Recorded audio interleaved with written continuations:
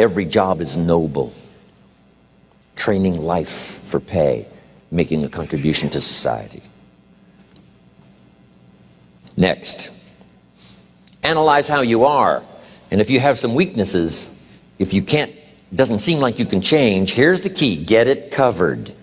I used to keep promising myself I'd keep the books, keep the books, keep the books. Finally, I gave that up. And back then, it only took me an extra 50, 60 bucks a month for some accountant to keep the books. I said, no, I'm going to save the 50 bucks. You can't believe what I started losing in productivity because I tried to save the 50 bucks. So the key is, a lot of the time you can stay like you are, but just make sure you get it covered. Okay.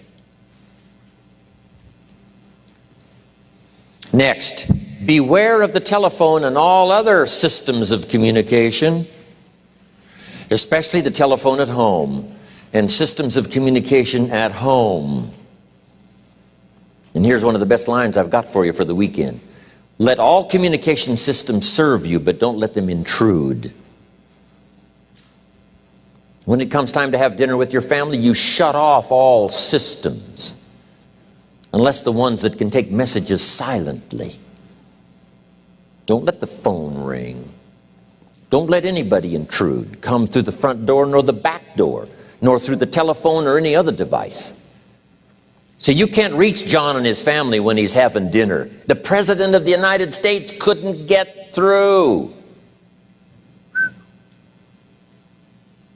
If you develop that kind of a reputation, father, mother, when we have dinner, when we're visiting and have this time with our family, nothing intrudes. So don't let these clever little devices keep intruding. You've got to have a place that's sacrosanct, it's valuable. You don't let anything in for that period of time. Okay. Isn't that good advice? Excellent advice. Here's the next one. Read all the books.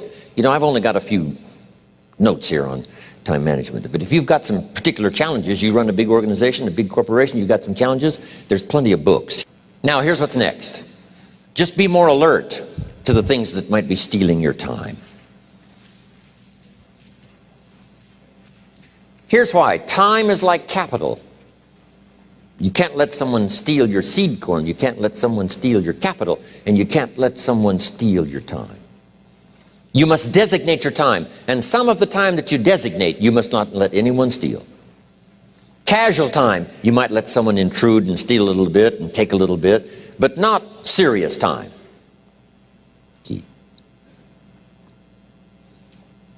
Next, one of the great time management savers is to learn to ask questions up front.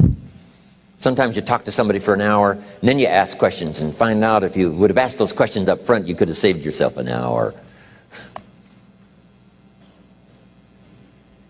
Asking questions up front helps you to get to the problem now. But if you just launch into some discourse, you might waste 30 minutes, waste an hour, when here's what you should have been talking about. After you finished an hour, you say, John, what's really the problem? He said, well, it's something personal. See, that's what you should have been talking about this whole hour. Key. Next, learn to think on paper. Now we're going to take a break. Some ways to think on paper. One, we've covered one. Solving problems. Take it out of your head and put it on paper. Another one is setting goals. Making these lists we've already started. Here's another good way to think on paper. It's a projects book. Each person you're working with and each project you're working on, get a loose leaf binder and a tab and some pieces of paper behind the tab and do a little continual summary of how it's going between you and that person and between you and that project. I call it a projects book. It is so useful to me. But what's going on between you and this person?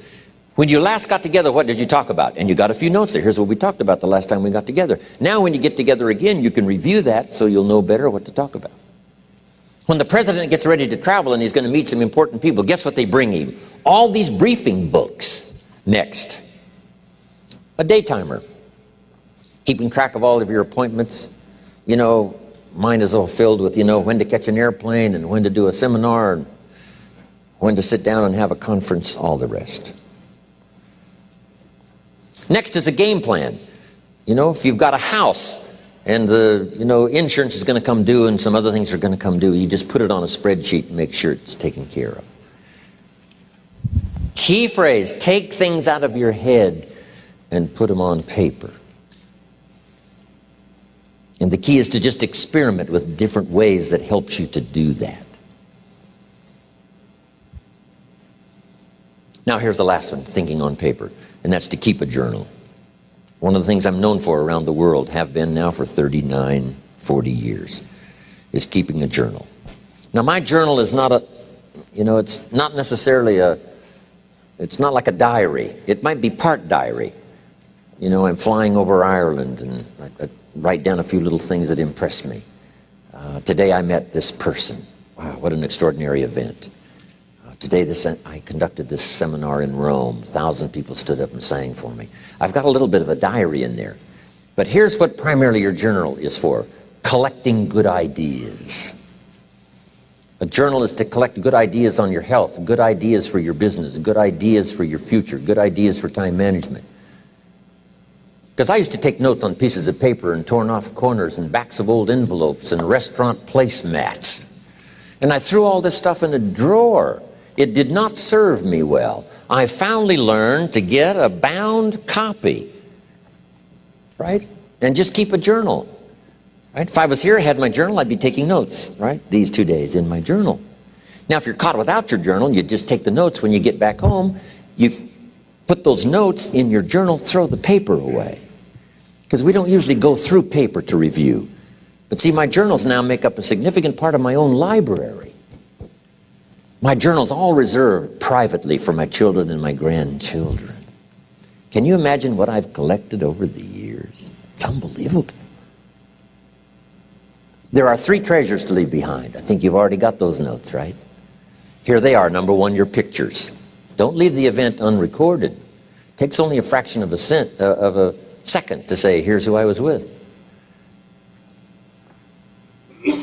When I travel the world, right? We take all these pictures, and here's one of the gifts. People send me the pictures they took of me and them. It's part of the treasures I have on the farm. Incredible. A picture's worth 1,000 words to describe the scene, the emotion, what happened. Say, wow, this was an extraordinary day for me when I met these people. Here's what they told me happened to them when they went to my seminar 10 years ago. Wow, the drama comes back if you've taken the pictures. It's one of the treasures to leave behind when you go.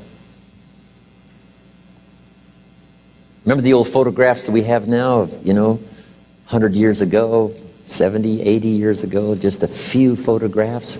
What would it be like if you had thousands of photographs of the past, of your history, your mother, your father, right? Grandparents? So change all of that now for your children. Leave all your photographs as a record. Here's what's next to leave behind, and that's your library. The books that changed your life, the books that changed your health, the books that rescued you from oblivion, the books that you passed on to other people, they were so exciting for you, the books that made you financially independent, the books that developed your leadership, the books that gave you wisdom to ponder when things were tough, the books that got you through the winter, the books that helped you to plant in the spring and harvest in the fall.